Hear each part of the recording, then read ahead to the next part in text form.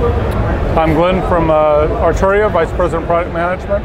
We're here day one at NAMM. Voice is still holding out. But I'm here to show you the new audio fuse. Our audio fuse is our new hardware interface that we're showing here at the show.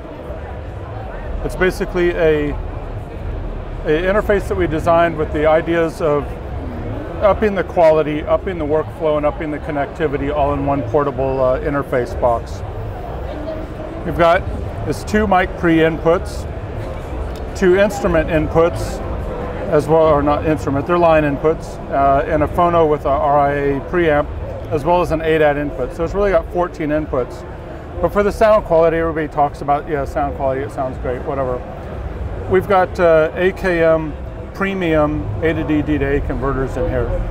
And to get an input stage that would actually work with that and support that, we had to build input stages that were better than those converters.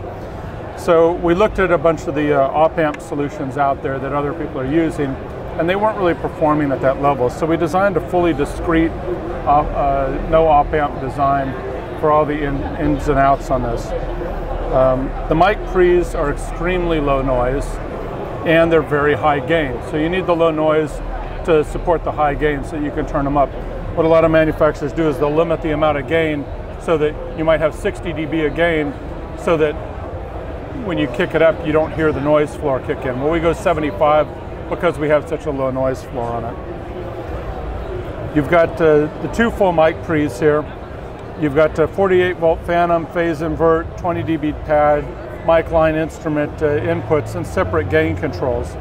So from the workflow standpoint, there's a lot of the single knob things where you're pushing buttons and going through menus, and it's like, oh, I want to turn up my headphones, and you turn the knob and you realize that, no, I just adjusted my input level because I was in the wrong thing. And so, you know, that's kind of a garbage workflow. So what we wanted to do is give you separate controls for things. If I want to turn up input, I turn it up. If I want to turn up my phones, I turn it up.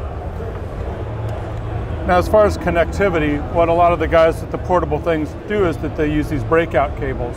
And these other interfaces sound really good until you plug in the breakout cable.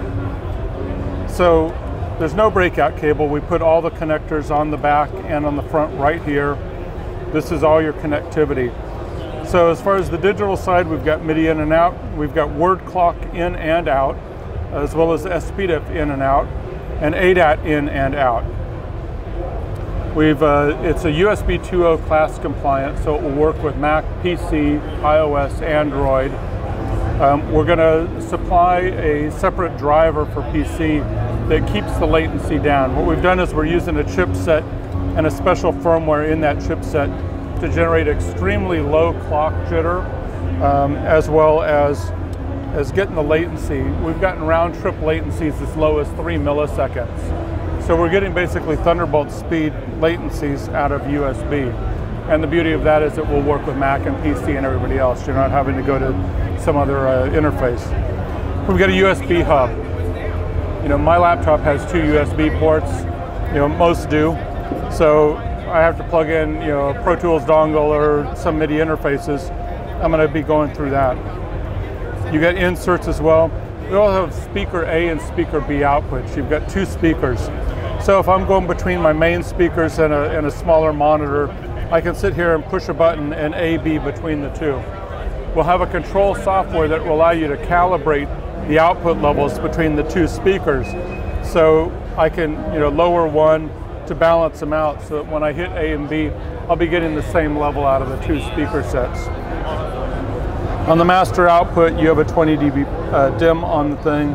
You can do a, you know, stereo mono collapse there. You can do stereo mono collapses into the headphones. There's a separate headphone bus. So I can go between the master and the monitor bus on the headphones. You've got 2 headphones out as well as with the mini jack so that you can go into earbuds. All that connectivity built into one box. It should be shipping in the 2nd quarter, and the street price is going to be about $549.